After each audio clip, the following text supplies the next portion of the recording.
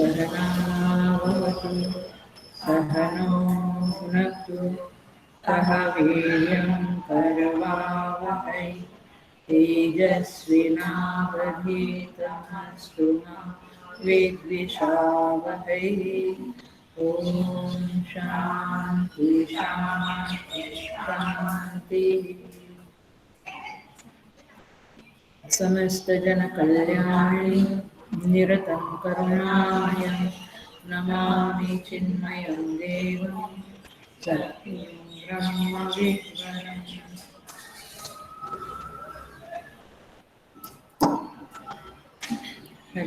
यहाँ इस ईशावास्य उपनिषद ऑनलाइन सत्संग के सभी साधकों को very very very happy Diwali and भगवान आपका अगला साल बहुत अच्छा साधनामय सुखमय बनावे, यही प्रार्थना करती हूँ और इस सत्संग में आज वेलकम करती हूँ। हरि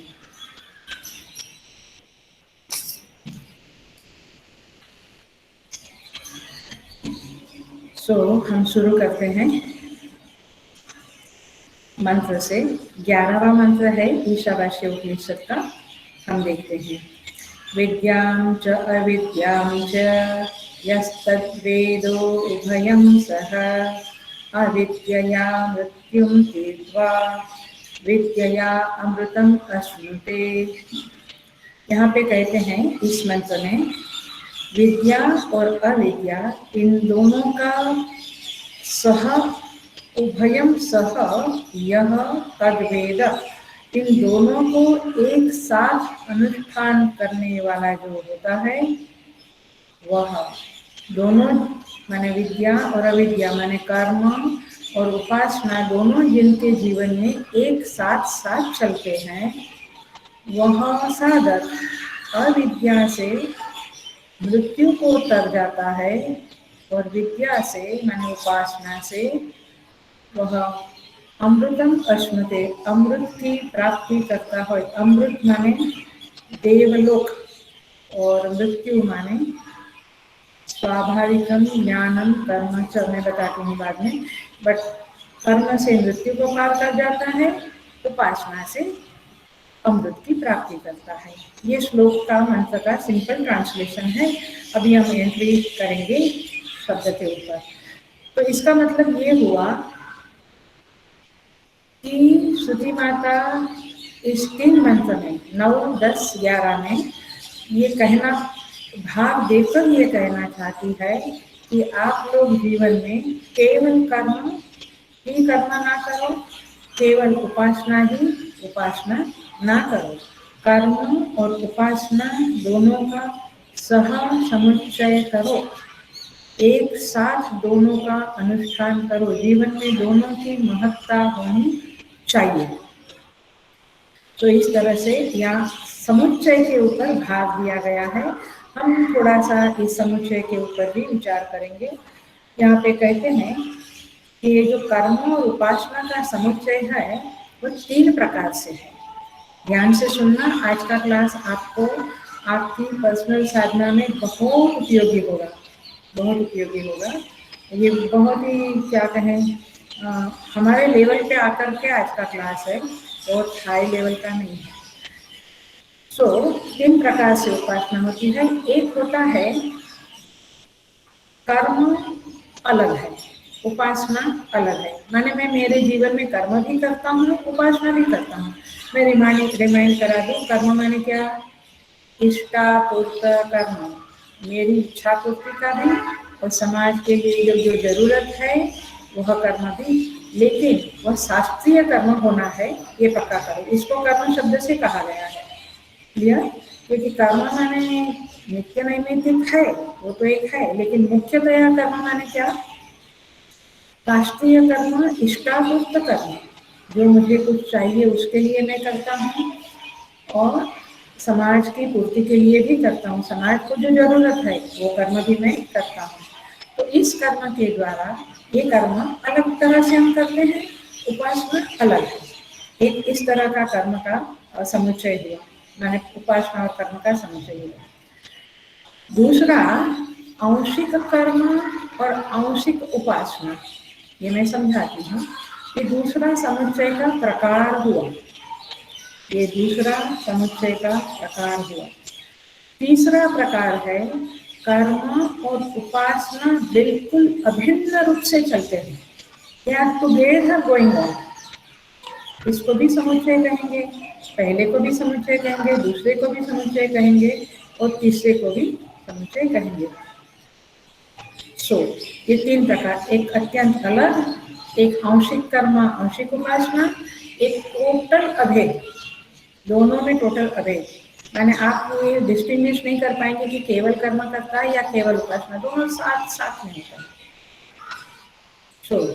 देखते हैं, केवल कर्म तो सिंपल है कि आप यज्ञ कर रहे हो, हवन कर रहे हो, तो वो एक कर्म हो गया, शास्त्रीय कर्म हो गया। और एक तरफ आप ध्यान कर रहे हो, जप कर रहे हो, तो वो उपासना हो गई। तो ये बिल्कुल अलग अलग कर्म हो गए। अब आंशिक कर्म क्या है? आंशिक कर्म में ये है जो मैंने लास्ट टाइम बोला था, यत् करोषि यदश्नासि यज्जुहोषि ददासि यत् यत् तपस्यसि कौन्तेय तत्कुरुष्व मदर्पणम्। जो आप करते हो कर्म, माने जो दान करते, यज्ञ करते, तप करते, कर्म करते, वो सब कुछ परमात्मा को अर्पण करो। वो क्या हो गया? आंशिक। माने उसमें क्या होता है, जो कर्म का अंश है, वो कर्म का अंश जो होता है वह होता है कर्म, और अर्पणांश जो है वो होता है उपासना। अरे बेटी, कर्म भी करते हो लेकिन बोलते भी हो कि कायेन वाचा मनसेन्द्रियैर्वा नारायणायेति समर्पयामि। तो इस तरह से आपका कर्मांश भी चलता है, अर्पणांश भी चलता है। तो आंशिक आंशिक दोनों हो गए। समझ में आ रहा है? ये दोनों पकड़ में आ रहा है, ये दोनों अंश में हो गए।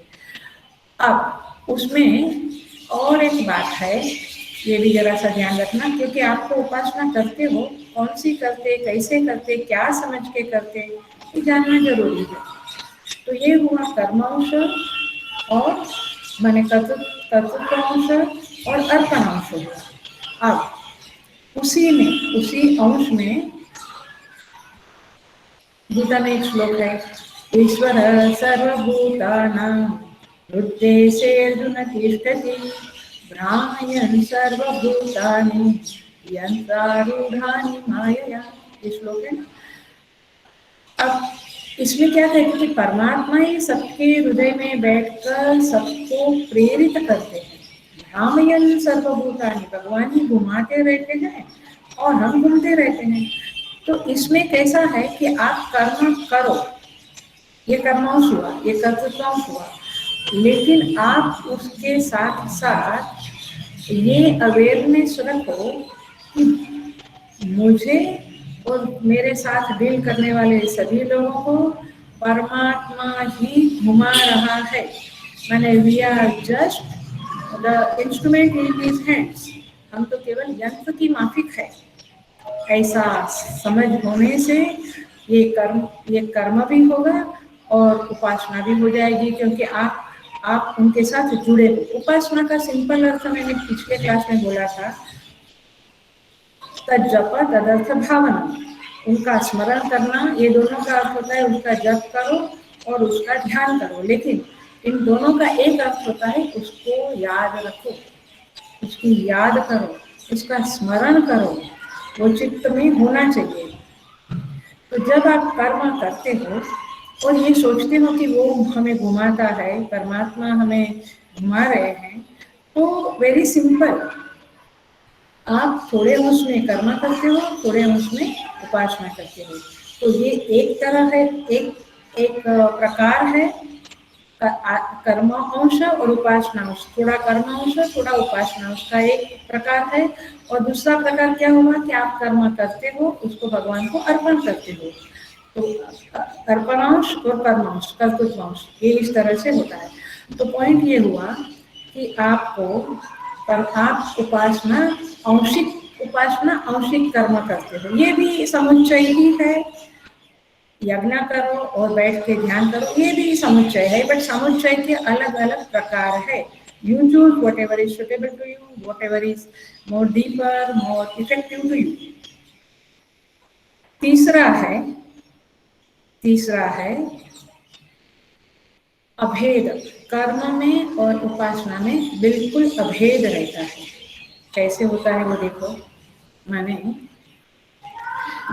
शिव महिम्न का श्लोक है, आत्मा त्वं गिरिजामति सहचरा प्राणा शरीरं गृहं पूजा ते विषयोपभोग रचना निद्रा समाधि स्थिति संचार पदयो प्रदक्षिण विधि स्तोत्राणि सर्वा गिरो यद्यत् कर्म करोमि तत्तदखिलं शंभो तवाराधनम्।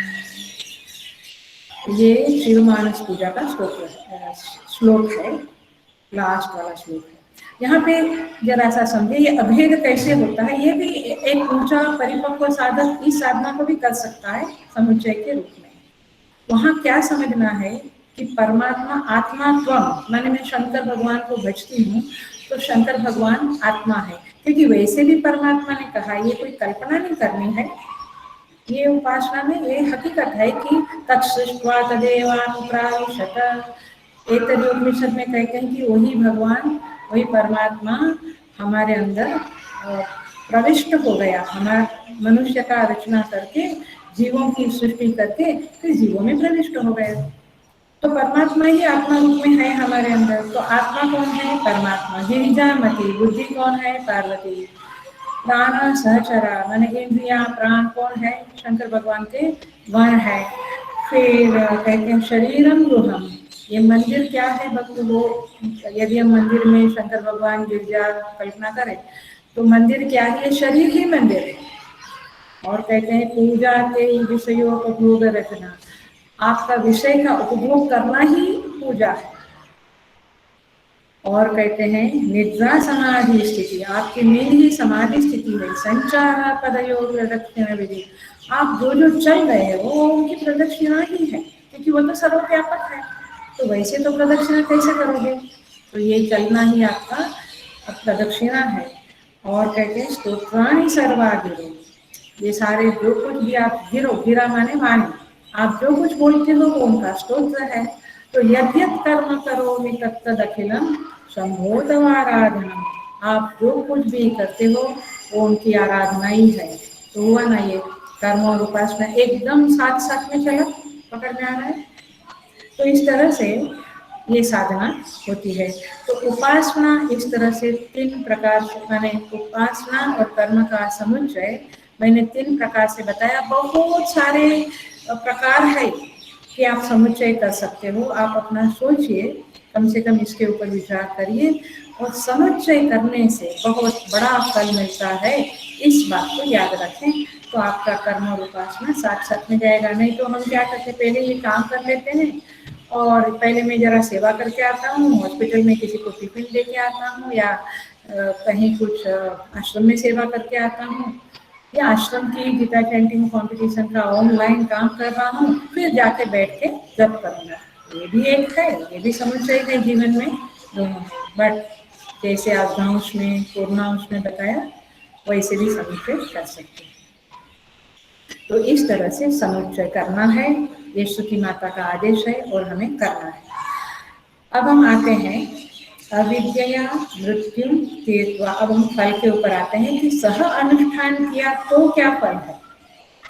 वैसे तो अभी भक्ति में भी बताया और हमने पहले पिछले क्लास में भी देखा कि वैसे कर्म का फल है चित्त शुद्धि, उपासना का फल है चित्त एकाग्रता, और कर्म का गौण फल है कर्मणा पितृलोकः विद्या देवलोकः। वो गौण फल भी, गौण फल माने सेकेंडरी फल है, मुख्य फल तो चित्त शुद्धि और चित्त एकाग्रता है। लेकिन जब आप दोनों को साथ साथ करते हो, समुच्चय करते हो जीवन में, तो क्या फल है? तो श्रुति माता कहती है अविद्या मृत्यु तीर्थवा। अब जब आपके जीवन में दोनों चल रहे हैं तो फिर वो कर्म जो है उसके द्वारा मृत्यु को आप पार कर जाते हो, और उपासना के फलस्वरूप आप अमृत की प्राप्ति करते हो। लेकिन सेकंड पार्ट बाद में देखते हैं, पहले हम देखते हैं अविद्या मृत्यु तीर्थवा। अब यहाँ पे मृत्यु शब्द के आचार्यों ने अलग अलग अर्थ दिए हैं, थोड़े अलग अलग हैं, एसेंस में तो सेम है। तो देखिए, मृत्यु शब्द का सिंपल अर्थ होता है पाप। मृत्यु शब्द का यहाँ पे क्या अर्थ होता है? पाप, माने सिन, सिन, SIN, सिन। अब कर्म करने से आप मृत्यु को, पाप को पार कर जाओगे, ये श्रुति का वादा है। तो जरा सा हम समझिए, बहुत इंपॉर्टेंट पॉइंट कहने जा रही हूँ, please be very very attentive. आपको एक क्लिक होने वाला है, कुछ समझेगा और अच्छा लगेगा वो समझ आपको। अब पाप से पार कर जाओगे माने आप पाप से ऊपर उठोगे, आपके जीवन से पाप नष्ट हो जाएगा। लेकिन साधक के जीवन में या सभी के जीवन में पाप दो प्रकार के होते हैं। ध्यान रखिए आप, प्लीज बी अटेंटिव। पाप दो प्रकार के होते हैं। एक होता है संसार के सुख का प्रतिबंधक पाप। ये भाषा समझती है? संसार के सुख का प्रतिबंधक पाप माने क्या? आपको संसार का कुछ सुख मिलने वाला है, लेकिन उसमें बाधा आती है। आप जानते हैं बाधा आती है, वो जो बाधा आती है ना, उसी को पाप बोलते हैं। तो उसको बोलते हैं संसार के जो सुख मिलने वाले हैं, उस सुख का प्रतिबंधक, प्रतिबंधक माने ऑब्स्टिकल करने वाला जो पाप है, वो एक प्रकार का पाप है। पकड़ा आपने? पकड़ा? एक प्रकार का पाप है। अब सुख तो हमें जरा डिटेल में जाती हूँ। सुख तो हमें धन से भी मिलता है, आरोग्य से भी मिलता है, सत्ता, डोमिनेशन से मिलता है। If I dominate somebody I am happy, माने सत्ता में एक सुख होता है। तो सत्ता, पावर एंड पोजीशन, उसका एक सुख होता है।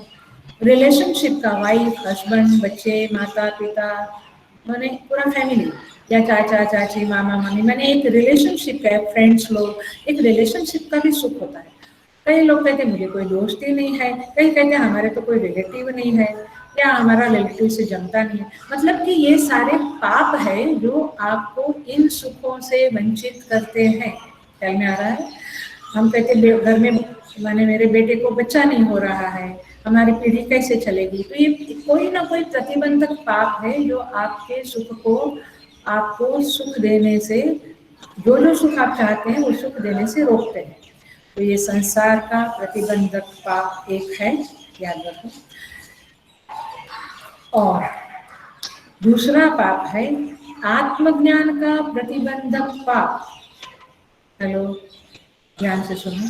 दूसरा पाप है आत्मज्ञान का प्रतिबंधक पाप। ये दोनों अलग अलग है, प्लीज समझना इसको। तो मूल श्रुति तो कहती कि अविद्या, अविद्या से माने कर्म से, कर्म से आपका पाप नष्ट हो जाएगा अथवा आपके पाप कम हो जाएंगे। तो दूसरा पाप है आत्मज्ञान का प्रतिबंधक, माने मुझे आत्मज्ञान होने में बाधा आती है। मैं सत्संग में जा नहीं सकता, या शास्त्र में मुझे रुचि नहीं लगती, मजा नहीं आती, मुझे समझता नहीं है शास्त्र की बातें, या अनुकूलता नहीं है, वगैरह वगैरह। तो आत्मज्ञान अथवा मैं उसका मनन चिंतन निधिध्यासन करने में असमर्थ हूँ, ये सब क्या हुआ? आत्मज्ञान का प्रतिबंधक पाप। और श्रुति कहती है कि दोनों पाप आपके नष्ट हो जाएंगे यदि आप कर्म करोगे। आया क्या? सो अब लेकिन कैसे होगा इसका जरा एक पतली रेखा है अथवा दीवार है, आप समझो, उसका दो विभाजन है।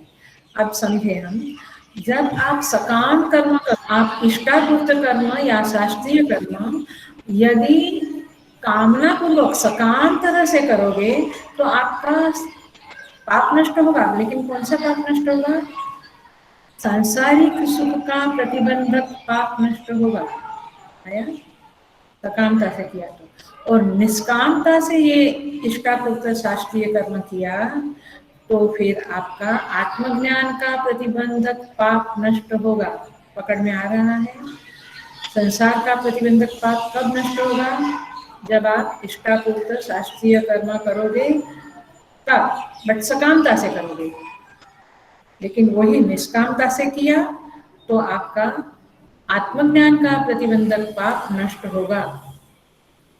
सो I think we all want कि हम निष्पाप बने।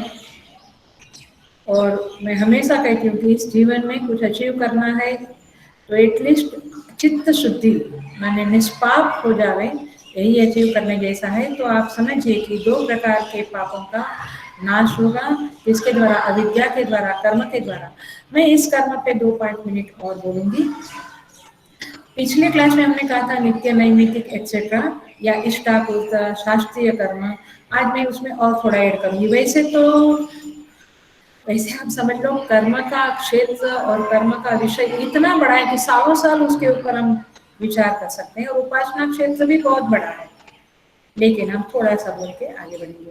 तो कर्म जो है, तो शास्त्र में 5 महायाग को शास्त्रीय कर्म कहा है। मैंने और भी शास्त्रीय कर्म है, बट 5 महायाग को भी शास्त्रीय कर्म कहा है। कौन से 5 महायाग? महायाग माने महायज्ञ। पहला है ब्रह्म यज्ञ अथवा ब्रह्म याग, दूसरा है देवता याग, देवयाग, ब्रह्मयाग अथवा ऋषि याग, दूसरा है देवता याग, तीसरा है पितृयाग, चौथा है भूत याग, पांचवा है नृ, NRU, नृ माने मनुष्य याग, नृ याग, NRU, नृ याग। तो 5 प्रकार के याग हुए। याग माने यज्ञ अथवा कर्म माने कर्म। तो देखिए ये 5 कर्म जीवन में करने से क्या फल होता है, जरा सा समझे। हम लोग बहुत कहो अच्छी तरह से ये 5 याग नहीं करते हैं। उसको डेडिकेटेडली करने से ही पापों का प्रतिबंधक बनेगा वो। पहला है ब्रह्मयज्ञ। ब्रह्मयाग क्या है? शास्त्रों का श्रवण मनन करना, चिंतन करना, सत्संग करना, रामायण, भागवत, महाभारत, गीता, उपनिषद, ये सब पढ़ना, पढ़ाना, उसका स्टडी क्लास करना, विचार करना, ये सब क्या है? ब्रह्मयाग है। और वह ब्रह्मयाग जो जीवन में नित्य नियम से फॉलो करते हैं, वंस इन ए वाइल नहीं, नित्य नियम से फॉलो करते हैं, तो ये उनका अविद्या मृत्युम तीर्थवा में एक याग हुआ, ब्रह्मयाग।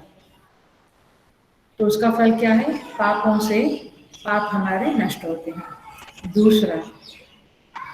दूसरा है देवता यज्ञ। और देवता यज्ञ हम जानते हैं, हम पूजाएं करें गणेश जी की। मुख्यतया जो 5 देव है, शिव, पार्वती, गणेश, सूर्य और विष्णु, ये पंचदेव की पूजा अथवा अनेक देवताओं की पूजा अथवा ईश्वर पूजन, हिरण्यगर्भ का पूजन, यह भी परमात्मा पूजन, यह भी देवता याग में आता है। तो ये भी जीवन में करते रहना। तो नहीं मुझे पूजा में इंटरेस्ट नहीं है, मैं तो खाली जप करूंगा, ठीक है, अच्छी बात है, लेकिन ये भी एक याग है, देवता याग। तीसरा है, मैं जल्दी जल्दी करती हूँ, तीसरा है पितृयाग।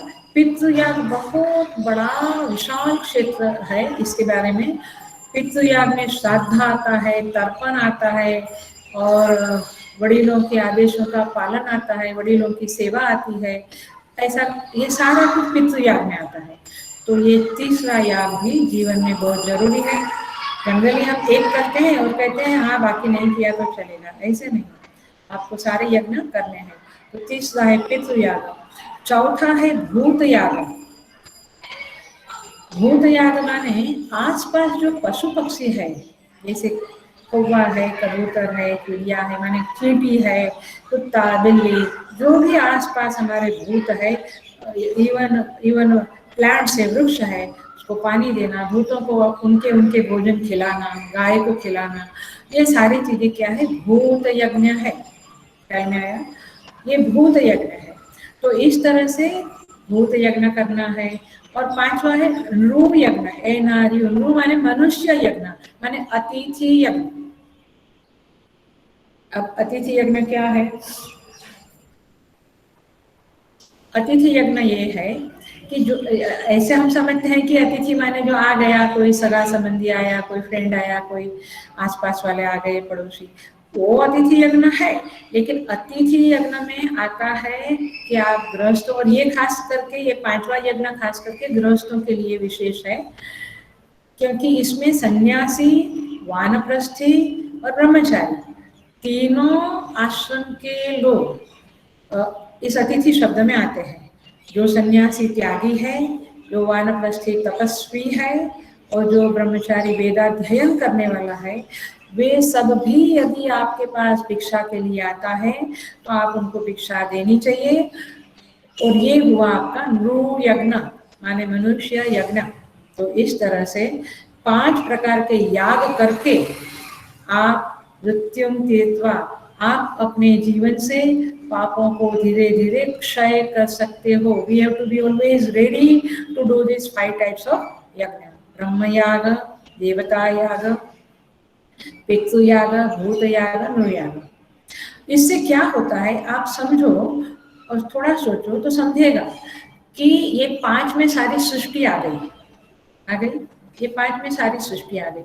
तो आप सारी सृष्टि के साथ, समष्टि के साथ जुड़ जाओगे, और जब आप समष्टि के साथ जुड़ जाओगे तो आपके पाप अत्यंत नष्ट हो जाएंगे, माने काफी हद तक क्षीण हो जाएंगे, पापों का नाश होएगा, क्योंकि आप समष्टिमय बन जाते हो। जितने आप विशाल बनोगे उतना आपका पाप नष्ट बनेगा। इस तरह से अविद्या मृत्युम तीर्त्वा का अर्थ होता है कि आपका एक संसार सुख में बाधा डालने वाला प्रतिबंधक पाप नष्ट होगा, अथवा आप निष्काम भाव से ये सारे कर्म करोगे। इसमें कोई आशा नहीं रखनी है कि ये किया तो वो मिलेगा, ये किया तो वो मिलेगा, कुछ आशा नहीं रखनी। निष्काम भाव से करोगे तो आत्मज्ञान के प्रतिबंधक पापों का नाश होकर आप धीरे धीरे धीरे धीरे आत्मज्ञान की ओर आगे बढ़ोगे। तो ये मुख्य बात आप याद रखना है, सकाम भाव से करना या निष्काम भाव से करना। करना तो है ही, हम करते भी हैं ऑलमोस्ट काफी हद तक, लेकिन इसमें जब आप निष्कामता लाते हो तो ये आत्मज्ञान का प्रतिबंधक पाप नष्ट होता है। तो इस तरह से हमने देखा कि हमारे अविद्या मृत्यु तीर्त्वा इस शब्द का क्या अर्थ है, वो एक एंगल से देखा। अब हम दूसरे एंगल से इसको देखेंगे। दूसरा एंगल है जो भगवान भाष्यकार ने भाष्य में कहा है, ईशावास्य उपनिषद भाष्य में कहा है, गीता प्रेस की बुक में है। वहां कहा है कि मृत्यु शब्द का क्या अर्थ है। तो भाष्यकार कहते हैं, स्वाभाविकम कर्म ज्ञानम च मृत्यु तीर्त्वा, माने स्वाभाविक ज्ञान और कर्म जो होता है उसे ही मृत्यु कहा है भाष्यकार ने। तो आप मेरे साथ रहना, क्योंकि मैं दूसरे पॉइंट पे आ गई हूँ, आप कंफ्यूज नहीं होना बिल्कुल। पहला पॉइंट पूरा हुआ, मृत्युम तीर्त्वा माने पापों को क्षीण करेंगे, पाप नष्ट होंगे यदि आप कर्म करोगे। कर्म करोगे माने आप महायाग करोगे, इष्टापूर्त शास्त्रीय कर्म करोगे, हवन होम दिस दैट। तो ये अभी दूसरा जरा सा डिटेल है, लेकिन आप समझेंगे तो आपको बहुत अच्छा लगेगा। और मेरे ख्याल से, माने मुझे ये जो भाष्यकार का ये टुकड़ा है ना, ये बहुत जच गया है, और वो इतना स्पष्ट हमारे जीवन में दिख रहा है, तो आपको भी दिखेगा जब मैं समझाऊंगी, तो ध्यान से सुनो। तो कर्म के द्वारा, शास्त्रीय कर्म के द्वारा मृत्यु को पार करने का अर्थ है स्वाभाविक कर्म और ज्ञान जो है वही मृत्यु है, उसी को आप पार करोगे, मैंने उसको ट्रांसेंड करोगे, उसको उससे उत्क्रमण कर जाओगे आप। यू विल ट्रांसेंड दिस स्वाभाविक कर्म ज्ञान। अब हम समझेंगे स्वाभाविकम कर्म ज्ञानम च, ये भाष्यकार ने कहा है। मृत्यु का डेफिनेशन ये दिया है, ध्यान रखना। मृत्यु का डेफिनेशन क्या है? मृत्यु माने वो मृत्यु तो है ही, लेकिन वो मृत्यु की बात नहीं है। भाष्यकार खुद भाष्य में कहा स्वाभाविक कर्म और ज्ञान को आप पार कर जाओगे। So now we will see स्वाभाविक कर्म और पाप, स्वाभाविक कर्म और ज्ञान क्या होता है। ज्ञान माने ध्यान, चिंतन वगैरह। अब देखिए, जनरली 3 प्रकार के स्वाभाविक माने 3 प्रकार के कर्म होते हैं, कायिक, वाचिक, मानसिक। कायिक, वाचिक, मानसिक। तो 3 प्रकार के स्वाभाविक कर्म क्या है देखते हैं। कायिक कर्म जो स्वाभाविक का सिंपल अर्थ होता है जो जन्म जन्मांतर से पूर्व जन्मों के संस्कार जो आप लेके आए हो वही आपका स्वभाव बनता है, और उस स्वभाव से जो कर्म करते हो उसको स्वाभाविक कर्म कहते हैं। और हम यदि समझे तो देखे, अंदर देखे तो हमें समझेगा कि हम शायद अभी बहुत कम होंगे, लेकिन पहले हम बहुत स्वाभाविक कर्म वाले थे। देखिए, कायिक कर्म, वाचिक कर्म और मानसिक कर्म 3 प्रकार के कर्म है। तो स्वाभाविक कायिक कर्म क्या है? तो सिंपल है कि हिंसा, हिंसा, किसी को मारना, किसी को रोकना, ये सारी कायिक हिंसा है, कायिक स्वाभाविक कर्म है। मैं और भी आगे समझाऊंगी, और भी समझाऊंगी, क्योंकि ये बहुत इम्पोर्टेंट है। और हम यदि इस बात को समझेंगे तो हमें यदि इसकी अवेयरनेस आ गई तो हम बहुत ऊपर उठ सकेंगे इसके लिए। जैसे बच्चा होता है, वो सिंपली कुत्ते के कान में सड़ी डालता है या चींटी को मारता है, या हम भी सिंपली मच्छर को मार देते हैं, या कॉकरोच को मार देते हैं, या बच्चे को 2 लगा देते हैं। मतलब ये अथवा आप न्यूज में देखो तो टीवी में या न्यूज़पेपर में, बाप रे कितनी सारी हिंसाएं होती है। माने जला देते हैं और गोली मार देते हैं, मैंने भयंकर हिंसाएं होती है। तो ये क्या है? स्वाभाविक कर्म है। भगवान भाष्यकार मृत्यु को स्वाभाविक कर्म कहते हैं, और श्रुति कहती है कि यदि आप शास्त्रीय कर्म करते जाओगे तो आप स्वाभाविक कर्म से ऊपर ऊपर ऊपर उठ जाओगे। तो कायिक कर्म ये हुआ। इसलिए श्रुति शास्त्र में कहा है, मां हिंस्यात् भूतानि, भूतों की हिंसा मत करो, किसी को हर्ट मत करो, किसी को दुख पहुंचे ऐसा मत करो। दूसरा है वाचिक कर्म। वाचिक कर्म क्या है? तो शास्त्र कहता है अनृता वाक इव। ये वाणी कैसी है? वाणी स्वयं अनृत है, माने स्वाभाविक वाणी जो होती है ना वो अनृत है। अनृत माने झूठा, झूठ बोलना। आप देखना क्या कहूँ मैं, माने यदि कोई है तो ग्रुप में डालना कि मैं जिंदगी में कभी झूठ नहीं बोला है, क्योंकि अनृता वाक का अर्थ ही ये है। शास्त्र कहता है कि स्वाभाविकतया तो वाणी में झूठ है ही, लेकिन आप शास्त्रीय कर्म करोगे, महायाग करोगे, इष्टापूर्त करोगे तो आप धीरे धीरे इस स्वाभाविक वाक से ऊपर उठोगे और आपकी वाणी में ताकत आएगी। मतलब कि आपकी वाणी शुद्ध बनेगी, सत्य रूप बनेगी। निंदा, स्तुति, गाली देना, झूठ बोलना, ये वाणी का स्वाभाविक ढल जाना है, माने वाणी ऐसे ही चलती है।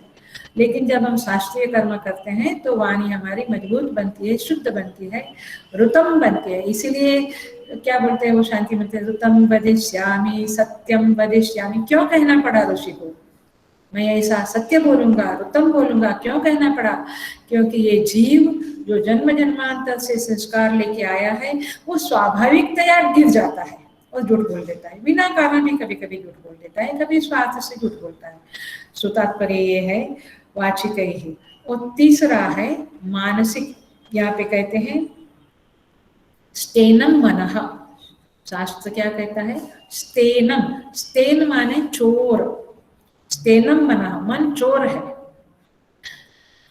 अब ये दूसरों का कहाँ देखे, हमारा खुद का ही जब हम देखते हैं तो मुझे लगता है कि कुछ कुछ चोरियां तो मन में होती है, जो कपट रखते हैं मन में हम, जो हमें लोभ उठता है, जो ईर्ष्या उठती है, जो क्रोध उठता है, जो काम उठता है, माने ये जो सारी नेगेटिव फीलिंग्स जो है वो जो उठती है वो मन हमारा चोर है। माने हम दिखाते नहीं है बट अंदर रहता है वो। तो ये सब जो है वो स्तेनम मनः, ये मन का भी एक प्रकार का दोष है। तो यहाँ पे क्या कहते हैं कि ये कायिक, वाचिक, मानसिक जो कर्म स्वाभाविक कर्म है उससे आप ऊपर उठोगे। आपके चित्त में कभी लोभ नहीं आएगा, ईर्ष्या नहीं आएगी, किसी का बुरा होवे ऐसा नेगेटिव थॉट ही नहीं आएगा। तो ये है स्तेनम मनः। तो यहाँ पे कहते हैं कि भाष्यकार कहते हैं स्वाभाविकम कर्म ज्ञानम च। आप याद रखना, इस स्वाभाविक कर्म से आप ऊपर उठोगे। शास्त्र तो क्या कहता है सुनो, शास्त्र कहता है कि यदि आपने स्वाभाविक शारीरिक कर्म किया, माने कायिक वाचिक मानसिक कर्म किया, स्वाभाविक, हाँ, शास्त्र की बात नहीं करनी, तो क्या फल मिलेगा? तो कहते हैं शारीरिक ही कर्म दोष ही याति स्थावरताम नरः। आप यदि स्वाभाविक, स्वाभाविक माने प्राकृतिक, गुरुदेव कहते हैं ना, कोई आपको अपमान किया तो आप सामने अपमान करो तो यू आर प्राकृतिक, यू आर स्वाभाविक। यदि आप उसको अपमान ना करो तो you our culture, it's not natural, it is culture, ये गुरुदेव कहते हैं, पूज्य गुरुदेव। तो इस तरह से आप स्वाभाविक कर्म माने हाँ उसने ऐसा करा मैंने ऐसा करा, तो ऐसा स्वाभाविक कर्म करोगे तो शास्त्र कहता है स्थावरताम गता, आप पर्वत स्थिर, जो स्थिर स्थिर है, जैसे पेड़ है पर्वत है, स्थिर बन जाओगे। क्योंकि भगवान कहते हैं कि तू हाथ उठाएगा कैसे, तेरे को हाथ ही नहीं दूंगा मैं, ख्याल में आता है, तो स्थावर बन जाओगे। वाचिक ही तो से वाणी का जो स्वाभाविक पना है कि कुछ भी बोल देना, निंदा स्तुति कर लेना, गाली दे देना या झूठ बोल देना, तो ऐसी गलतियां आप करोगे, स्वाभाविक ही वाणी आपकी रखेंगे। आपको मनुष्य जन्म क्यों दिया है कि आप स्वाभाविक से उठकर शास्त्रीय कर्म करें, इष्टापूर्त कर्म करें, महायाग करें, जिससे कि आप ये स्वाभाविक वृत्तियों से, टेंडेंसी से ऊपर उठोगे, ट्रांसेंड करके यू विल बिकम डिवाइन, आप ऊपर उठोगे, इसलिए दिया है। लेकिन तुम ऐसा नहीं करोगे तो तुम्हें पक्षी बनाया जाएगा। क्योंकि पक्षी क्या कहता है, ची ची बुटर बुटर कबूतर करता है, मतलब कि आपको बोलने को ही नहीं देंगे, आपकी वाणी ही छीन ली जाएगी, तो आपको पक्षी का जन्म मिलेगा। ये शास्त्र बोलता है, मैं कुछ भी उपजा कर कभी भी नहीं बोलती हूँ। स्वामी सुबोधानंद जी की का आशीर्वाद है कि वे बार बार कहते हैं कि शास्त्र में जो है वही बोलो, आपको नहीं समझता है तो मत बोलो, मैंने प्रवचन करते समय, लेकिन शास्त्र के कुछ भी अपना नहीं डालना चाहिए। तो I am trying my best कि मैं अपनी तरफ से कुछ ना बोलूं। तो शास्त्रीय भाषा यही है, शास्त्र में यही कहा है, वाचिक ही पक्षी मृगता, माने पक्षी मृग बन जाओगे, पशु पक्षी बन जाओगे। मानस ही अंत्य जातिता, माने यदि मानसिक आप मन स्वाभाविक रखोगे, जैसा गिरता है वैसा गिरने दोगे, तो आप अंत्य जाति में उत्पन्न होगे, माने आप शुद्ध बनोगे। माने आप यदि जाति के बारे में ऐसा नहीं मानते हो तो आप शुद्ध टेंडेंसीज वाले बनोगे, माने अगला जन्म में आप की टेंडेंसीज सारी, वृत्तियां सारी अंत्यज वाली होगी, शुद्ध वाली होगी। तो ये फल है। इसीलिए क्या कहते हैं कि आपको क्या करना है, मृत्युम त्यक्त्वा, ये शास्त्रीय कर्म करना है, महायाग करना है, क्योंकि ये मन का स्वाभाविक धर्म है कि वो गिर जाता है। इसलिए गीता में अर्जुन पूछते हैं भगवान कृष्ण से, अथ केन प्रयुक्तोऽयं पापं चरति पुरुषः अनिच्छन्नपि वाष्णेय बलादिव नियोजितः। ये किस कारण से हम पाप करते हैं, ये मन कैसे गिरता है, बलादिव नियोजितः, ऐसा लगता है कि चला गया। तो ये हमारा स्वाभाविक है, जन्म जन्म का संस्कार है। लेकिन भगवान क्या कहते हैं, कामेश क्रोधेश रजोगुण समुद्भवः महाशनो महापाप्मा विद्धि नमिह वैरिणम्। भगवान कहते हैं काम क्रोध ये सब जो रजोगुण से उत्पन्न होने वाली वृत्तियां हैं, ये महाशनो महापाप्मा है, इसको तुम शत्रु जानो। माने ये स्वाभाविक कर्म को शत्रु जानो, कायिक वाचिक मानसिक सभी को शत्रु जानो। तो महाशनो ये सारा कुछ आपका खा जाता है, मतलब देखो कैसे खाता, माने महाशनो माने बहुत खाने वाला, माने बहुत खाने वाला है ये, माने क्या, देखिए बहुत खाने वाला माने बहुत भोग करने वाली ये वृत्तियां हैं, ये काम क्रोध, इनको भोग बहुत चाहिए, they can not sit quietly. तो इसीलिए भगवान यहाँ पे कहते हैं भाष्य का, स्वाभाविकम कर्म ज्ञानम च मृत्यु त्यक्त्वा। तो इस तरह से इस मृत्यु को हम पार कर जावे। जो नेचुरल टेंडेंसीज में हम रहते हैं, इसको यदि एक शब्द में बोलूं तो वासनानुसारी जीवन जो है, उस जीवन से आपको ऊपर उठना है। स्वाभाविक ज्ञान, अच्छा ये कर्म की बात हुई, ज्ञान की बात करें। स्वाभाविक ज्ञान क्या है? स्वाभाविक कर्म देखा हमने, कायिक वाचिक मानसिक। स्वाभाविक ज्ञान क्या है? स्वाभाविक ज्ञान यह है, गीता के द्वारा ही देखिए, स्वाभाविक ज्ञान ये है कि मुझे भोगों से तृप्ति मिलती है, सुख मिलता है, शांति मिलती है। हमें लगता है ना कि जब जब सुविधा हुई, भोग मिले, I feel so good, this comfortable life, I am living a very comfortable life. हाँ भैया, कंफर्टेबल तो है, पर आपको लगता है कि सुख भोग में से मिलता है, सुविधाओं से मिलता है। लेकिन लेकिन भगवत गीता क्या कहती है? गीता का आई थिंक 5वां अध्याय, ये ही संस्पर्शजा भोगाः दुःखयोनय एव ते आद्यन्तवन्त कौन्तेय न तेषु रमते बुधः। क्या कहते हैं भगवान कृष्ण? यही संस्पर्शजा भोगाः दुःखयोनय एव ते। हम क्या कहते हैं? भोगाः सुखयोनय एव ते। ख्याल में आता है?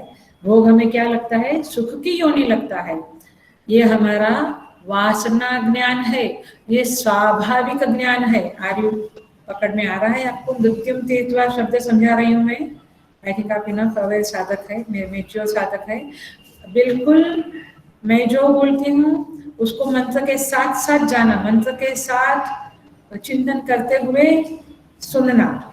अविद्या मृत्युम तीर्थवा, मृत्यु माने स्वाभाविकम कर्म ज्ञानम च, कर्म हमने कंप्लीट किया, अब हम ज्ञान में आए। तो स्वाभाविक ज्ञान क्या है? विषयों से तृप्ति मिलती है, सुख मिलता है। तो ये हुआ वासनानुसारी जीवन या वासनानुसारी ज्ञान। लेकिन विवेक ज्ञान क्या है? गीता शास्त्र हमें विवेक ज्ञान देता है क्या? यही संस्पर्शजा भोगाः दुःख योनय एव ते। ये भोग तो आपके लिए दुख की योनि है, ये सुख रूप नहीं है, ये दुख की योनि है, माने इसमें से दुख मिलता है। और इसीलिए मृत्युम तीर्थवा का अर्थ यह होगा कि आपका ये जो स्वाभाविक ज्ञान है, उस ज्ञान को हटाकर, इंद्रिय ज्ञान को ठुकराकर आप शास्त्रीय ज्ञान के अनुसार अपने जीवन को जिए, अपने जीवन को बनाए, उसको उसका घड़तर करे, निर्माण करे। यही है अविद्या मृत्यु तीर्थवा, माने वासना के शासन से निकल जावे और शास्त्र के शासन में शरणागत हुए। तो यही है अविद्या मृत्यु तीर्थवा। वासना के शासन का तिरस्कार करके विवेक ज्ञान की छाया में, शास्त्र ज्ञान की छाया में जीना, यही है अविद्या मृत्यु तीर्थवा। माने जब मेरे ऊपर वासना का प्रभाव है और शास्त्र का भी प्रभाव है, तो मुझे जीत शास्त्र के प्रभाव को देनी है। ये पुरुषार्थ मुझे करना है और यही इस मंत्र के इस टुकड़े को जीना है। गीता में और कहते हैं, मैं इसके ऊपर ज्यादा बोल रही हूँ क्योंकि ये हमारे जीवन में बहुत जरूरी है। गीता के 18वें अध्याय में कहते हैं, यत्तदग्रे विषमिव परिणामे अमृतोपमम्। जो पहले तो विषमिव लगते हैं, माने तपस करना, शास्त्र सुनना, लिखना, अय्या नोट्स बनाना, और अय्या उसके ऊपर 5 मिनट जो चैप्टर पूरा होता है, फिर आप लोग बम्बई वाले सारे क्लास के लोग बोलते हैं, वहाँ भी बोलते थे, अहमदाबाद में भी बोलते थे। तो ये जो 5 मिनट बोलने के लिए आपको होता है ना, वो तपस्या है। तो माने कहना मैं ये चाहती हूँ कि पहले तो विषमिव लगता है, परिणाम में अमृतोपमम्, बाद में हम कहते हैं हाँ उसके कारण इतना अच्छा चिंतन हुआ ना, बहुत अच्छा लगा। बट बिगिनिंग में आप क्या कहेंगे? छोड़ दो ना अम्मा जी, इस बार छोड़ दो, अगली बार बोलेंगे, हम देखकर बोलेंगे, ऐसा सब करते रहते ना आप लोग। तो ये यत्तदग्रे विषमिव परिणामे अमृतोपमम्, लेकिन परिणाम में बहुत अच्छा है, क्योंकि वो जो आपने जो बोला है ना, वो आपको इतना याद रहता है, जीवन में काम लगता है। सो यत्तदग्रे विषमिव परिणामे अमृतोपमम्। लेकिन ये हुआ विवेक ज्ञान वाला, शास्त्र ज्ञान वाला। लेकिन जो वासनानुसारी जीवन है उसमें कैसा है, यत्तदग्रे अमृतोपमं परिणामे विषमिव। बाद में हम कहेंगे जीवन पूरा हो गया और कुछ अचीव नहीं किया, खास कुछ अचीव नहीं किया, क्योंकि रूटीन में जो साधना करते हैं वो तो अलग है। ये सोच समझ के शास्त्र को जीवन में धारण करके जो साधना होती है वो कुछ फलदायी नहीं होती है। सो इस तरह से ये वासनानुसारी जीवन न जिए और शास्त्रानुसारी जीवन जीना, ये है अविद्या मृत्युम तीर्त्वा। माने भगवान भाष्यकार ने जो कहा स्वाभाविकम कर्म ज्ञानम च मृत्यु, यही मृत्यु है।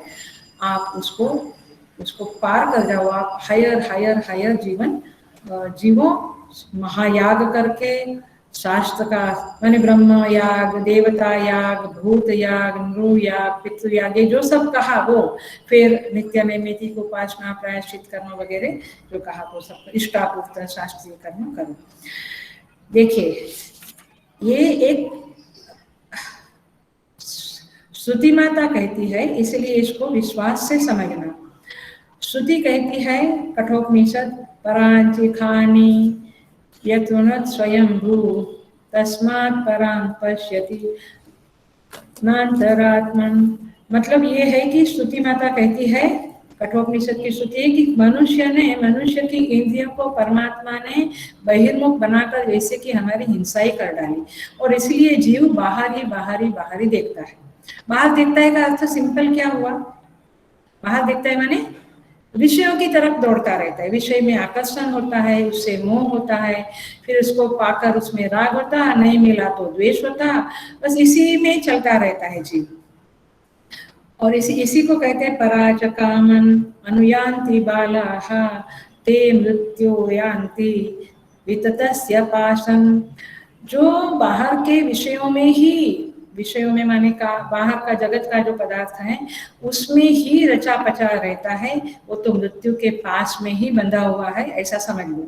सो इसीलिए विषयों का स्वाभाविक आकर्षण जो होता है, उस आकर्षण में जो रचा पचा रहता है उसी को कहते हैं स्वाभाविकम कर्म च, और उसका चिंतन करता है तो ज्ञानम च, ज्ञानम माने ध्यानम चिंतनम, तो वो उसी का ध्यान करता, उसी का चिंतन करता है।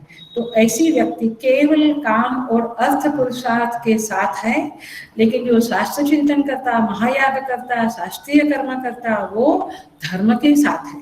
ख्याल में आ रहा है आपको? तीसरा पुरुषार्थ को उसने पकड़ लिया है, वो धर्म मैंने कहा धर्म अर्थ काम मोक्ष, 4 पुरुषार्थ है।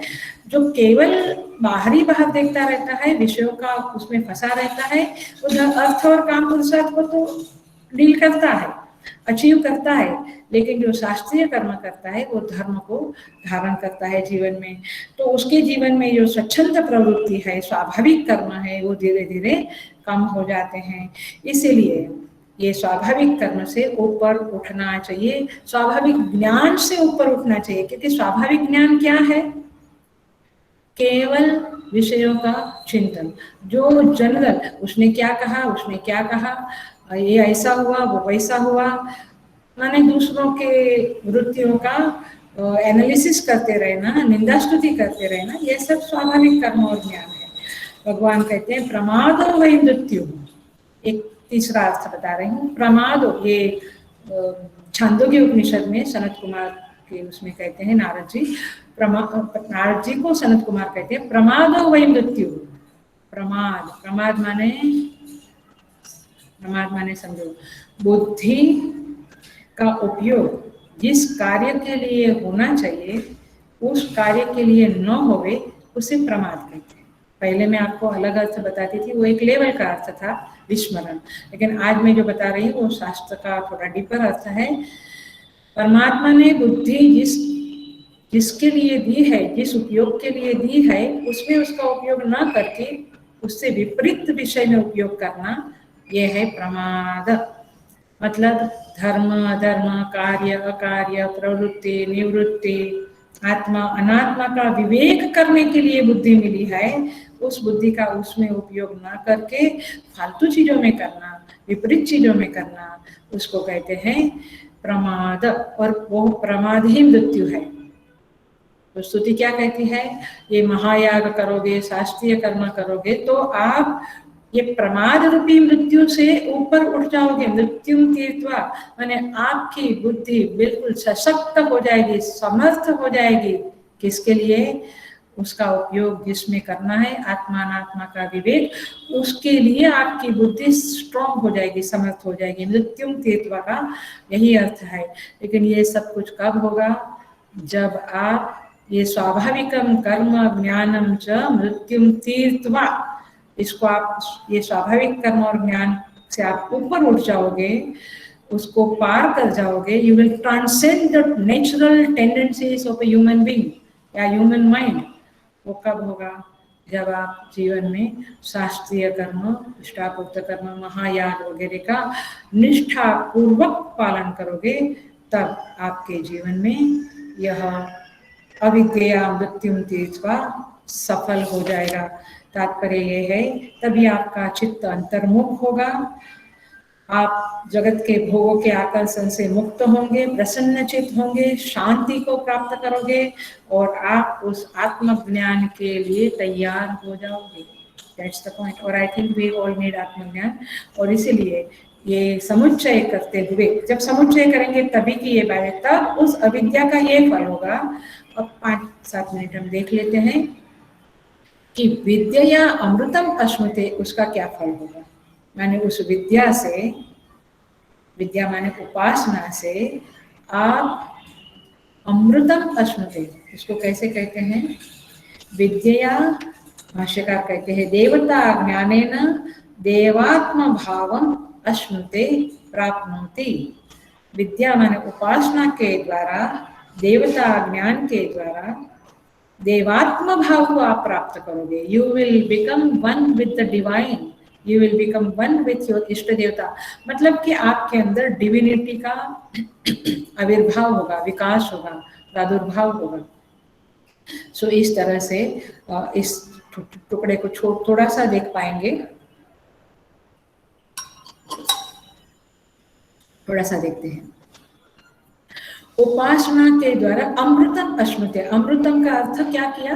देवात्म भाव, माने देवता समान आप बनोगे, डिवाइन, नॉबलर, सटलर, प्रसन्न, ऐसे आप बनोगे। यह अपेक्षिक अमृत की बात की गई है यहाँ पे, तो हम देखेंगे। तो हम थोड़ा सा पहले इतना सा देखते हैं, केवल थोड़ा सा देखते हैं कि ये उपासना माने क्या। लास्ट टाइम हमने किया था थोड़ा सा, उपासना माने थोड़ा सा समझा था। आज भी थोड़ा ही समझ पाएंगे क्योंकि टाइम होने को आया है। फिर भी उपासना शब्द का अर्थ होता है उप प्लस आसना। उप माने समीप, आसन माने बैठना।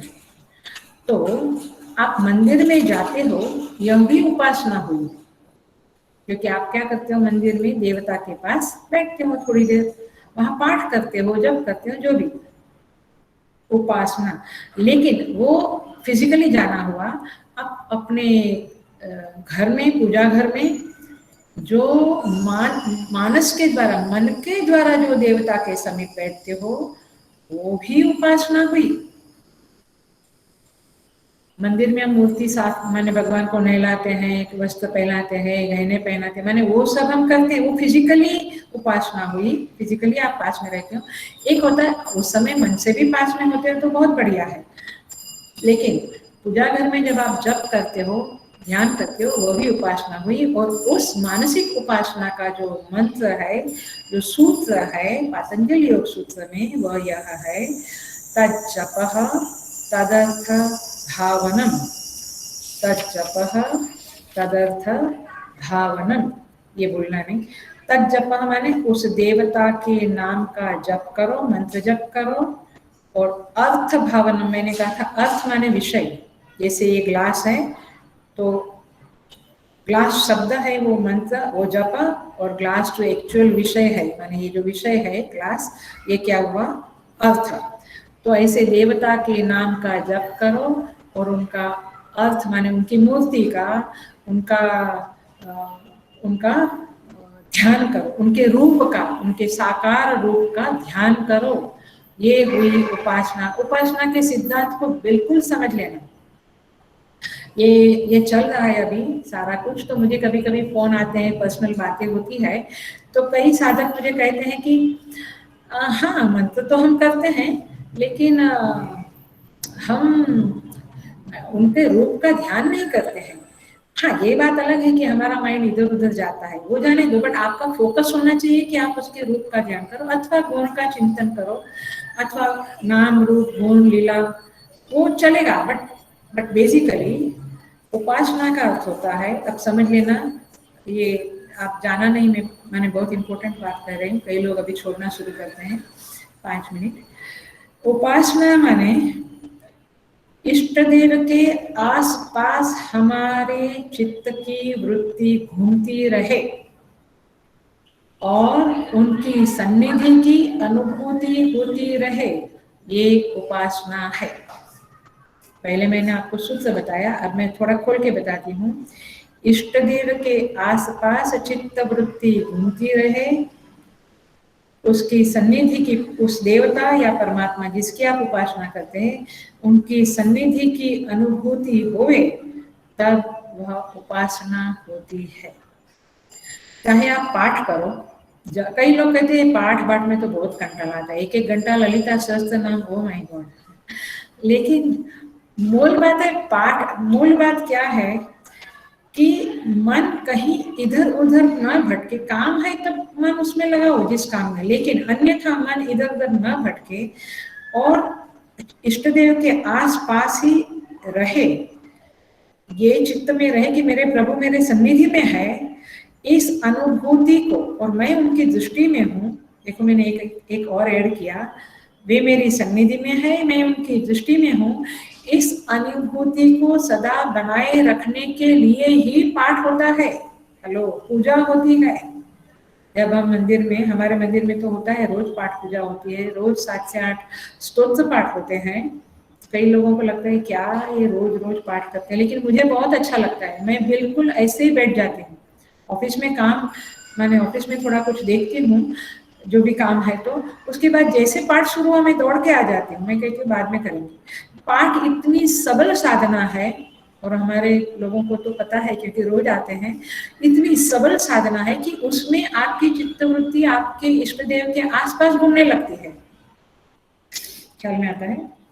सो ये पूजा जप, ये सारी कुछ क्रियात्मक साधना, ये सहायक है, ये उपासना नहीं है। ये उपासना की सहायक साधना है, सहायक साधन है, पूजा पाठ ये सारा। तो तात्पर्य ये है कि प्रभु की सम्मुखता, प्रभु की सन्निधि, वे मुझे देख रहे हैं, मेरी हर हिलचाल, मेरे मन के विचार, ये सब जान रहे हैं। ये हमें we have to experience, we have to feel like that, उसकी अवेयरनेस हमारे अंदर आवे, ये उपासना है। ये उपासना को खोल, उपासना शब्द को मैंने खोल के बता रही हूँ, माने उनका स्मरण रहे, उनकी सम्मुखता रहे, मन कभी उनसे विमुख न जावे, ये उपासना है। और इसीलिए सूफी संत कहता है, जिसे देखकर खुदा की याद आवे, उन भूतों को मैं एहतराम करता हूँ। जिसे देखकर खुदा की याद आवे, उन भूतों को माने प्रतीकों को, माने हमारे मंदिर में मूर्ति है तो हम मूर्ति को एहतराम करता, एहतराम माने वंदन करता। तात्पर्य यह है कि आप ऐसी सन्निधि में रहो कि जिनकी सन्निधि में आपको परमात्मा की याद आवे, तो आपकी उपासना बनती जाएगी। वो आधा घंटा 1 घंटा बैठ के उपासना इतनी स्ट्रांग नहीं बनेगी माय डियर। सो क्या कहते हैं सूफी संत, और कहते हैं, तेरे तबस्सुलों में दिन रात रहना, ये मेरी इबादत नहीं तो और क्या है। माने इबादत के लिए मस्जिद में जाना, चर्च में जाना, मंदिर में जाना, ये एक बात है, ये सहायक साधन है। लेकिन तेरे तबस्सुलों में दिन रात रहना, माने तेरे स्मरण में, तेरी याद में दिन रात रहना, ये मेरी इबादत नहीं तो और क्या है। तो पूजा यही है कि उनका स्मरण रहे, हम उनकी याद में रहे। अभी मैं जब प्रवचन कर रही हूँ तो प्रवचन हो रहा है, लेकिन उनकी याद भी होना साथ साथ में, उनकी अवेयरनेस रहना, या आप सुन रहे हैं तो केवल सुनना नहीं, उस परमात्मा के आसपास सन्निधि होना, वे मुझे देख रहे हैं कि मैं बोल रही हूँ, मैं सुन रहा हूँ, ये महसूस होना, ये उपासना हुई। Are you getting? आगे के 3 मंत्र यही आने वाले हैं। संभूति असंभूति की उपासना माने व्यक्त अव्यक्त की उपासना, उसमें काफी और डिटेल में जाएंगे हम, लेकिन मैं इंट्रोडक्शन दे देती हूँ कि उपासना माने क्या। इसीलिए जो नवधा भक्ति नारद भक्ति सूत्र में और भागवत जी में कहा है, जो नवधा भक्ति माने श्रवणम, वो क्या कहा है, वो जो कहा है वो इसी सिद्धांत को कहा है कि आपकी उपासना होवे, आपके चित्त में परमात्मा का स्मरण रहे, उनकी अनुभूति, उनकी सन्निधि की अनुभूति रहे। क्या कहते हैं? श्रवणम, कीर्तनम, विष्णु स्मरणम, पाद सेवनम, अर्चनम, वंदनम, सख्यम, दास्यम, आत्मनिवेदनम, ये नवधा भक्ति है। तो मैंने आप उनके बारे में श्रवण करो, कीर्तन करो, स्मरण करो, पूजा करो, माने उनके साथ सख्य भाव, दास्य भाव, ये सारी की सारी नवधा भक्ति, 9 प्रकार की भक्ति किसके लिए है? हम भगवान को याद करें, बस केवल याद करें। केवल ऐसे ही ओम नमः शिवाय बोल दिया, ओम नमो भगवते वासुदेवाय बोलना एक चीज है। हेलो, प्लीज प्लीज प्लीज इसको बिल्कुल अंदर से समझो, हृदय से समझो कि केवल नाम लेना, हरे राम राम राम हरे हरे, हरे कृष्ण कृष्ण कृष्ण हरे हरे, लेकिन बोलते हुए उनकी, वो जो परमात्मा है उनकी याद करना, ये उपासना है वास्तविक अर्थ में, अथवा डीपर सेंस में। बाकी तो है ही। इसलिए शंकराचार्य जी कहते हैं, संप्राप्ते सन्निहिते काले नहीं नहीं रक्षति, डुक्रुम करणे भज गोविंदम भज गोविंदम, गोविंदम भज मूढ़मते। तो इस तरह से यहाँ पे उपासना का अंडरस्टैंडिंग तो यही है। इसलिए वही नारद भक्ति सूत्र में कहते हैं, तद विस्मरण परम व्याकुलता, उस भगवान को हम जब भूल रहे तो हमें व्याकुल हो जाना चाहिए, लेकिन हम तो अन्य अन्य चीजों के लिए व्याकुल होते हैं। सो इसलिए हनुमान जी क्या कहते हैं, कह हनुमंत विपत्ति प्रभु सोई, जब तब सुमिरन भजन न होई।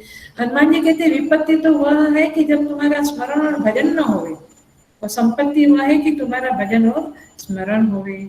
देखो, ये बड़े बड़े महात्मा लोगों का यही कहना है कि उस परमात्मा को याद करो। लेकिन तुलसीदास जी महाराज कहते हैं रामायण में, सन्मुख होई जीव जब मोही, जन्म कोटि अघ नास ही तबहि। कहते हैं जब जीव मेरी सन्मुख होता है, माने जीव परमात्मा को देखना शुरू करता है, अंतःचक्षु से स्मरण करना शुरू करता है, जन्म कोटि अघ नास ही तबहि, तो अनेक जन्मों के पाप नष्ट हो जाते हैं। ख्याल में आता है? ये उपासना का बहुत बड़ा फल है। लेकिन पापवंत कर सहज स्वभाव, मोर भजन ते ही भाव न काऊ। पापियों को मेरा भजन पसंद नहीं आता है। तो इस तरह से नमाम दुष्कृतिनो मूढ़ाहा प्रपद्यन्ते नराधमाहा, भगवान कहते दुष्कृतिना लोग है वो मेरी शरण में नहीं आते। माने आप, ये तो ऐसा है कि आप उपासना करो तो आपकी कर्म शक्ति बढ़ती है, कर्म शक्ति बढ़ती है तो उपासना शक्ति बढ़ती है, दोनों साथ साथ में करो, यही भगवान कहते हैं। इसलिए चतुर्विधा भजन्ते माम ये जना सुकृतिनो अर्जुन। क्यों कहते हैं सुकृतिनो अर्जुन? क्योंकि सत्कर्म किया, महायाग किया, इष्टाबुद्ध किया, तो आप भगवान की शरण में जाओगे। उपासना में, उपासना आपकी मजबूत होगी, स्ट्रॉन्ग होगी। उपासना करोगे तो कर्म सत्कर्म करने की आपको प्रेरणा होगी। तो इस तरह से कितने एग्जाम्पल्स है हमारे शास्त्र में कि जहाँ पे शबरी माता वगैरह बहुत सारे एग्जाम्पल है, अगले क्लास में करेंगे हम। लेकिन मैं पूरा करती हूँ, लेकिन ये उपासना और कर्म का समुच्चय जब बन जाएगा तो अमृतम अश्नुते का अर्थ है आप उस अमृतत्व माने आत्मज्ञान की ओर आगे बढ़ोगे। भगवान स्वयं कहते हैं गीता में, आई थिंक 10वें अध्याय में कहते हैं, तेषां सततयुक्तानां सततम तेषां सततयुक्तानां, जो सतत युक्त है और मेरा भजन करते हैं, ददामि बुद्धि योगम तम येन मामुपयान्ति ते। भगवान कहते हैं जो मेरे साथ सतत युक्त है, भजतां प्रीति पूर्वकम, तेषां सतत युक्तानां भजतां प्रीति पूर्वकम ददामि बुद्धि योगम तम येन मामुपयान्ति ते।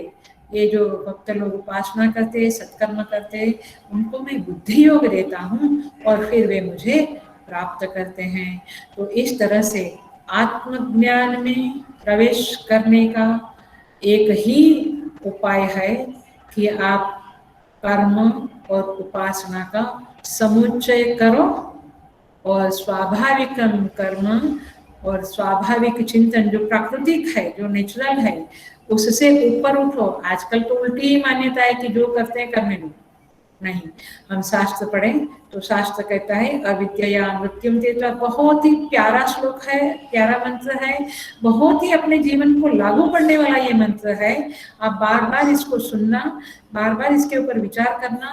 और मैं भगवान से प्रार्थना करती हूँ कि हम इस तरह से इस मंत्र को जिए और स्वाभाविक कर्म और ज्ञान से, ज्ञान माने चिंतन से, ध्यान से, जो चित्त इधर उधर चिंतन करता है उससे ऊपर उठे और सत्कर्म और उपासना में लग जाए, माने लगे हुए हैं और लगे, और परमात्मा हमारे लिए आत्मज्ञान के द्वार खोल दे। यही दुआ करते हुए, यही प्रार्थना करते हुए मैं इस मंत्र का आज के प्रवचन को विराम करती हूँ। May God bless you all for that.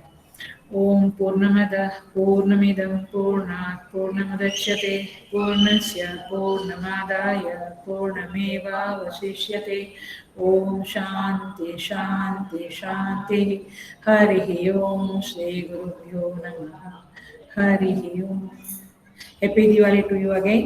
भगवान आपकी दिवाली, आपका नया साल बहुत अच्छा है।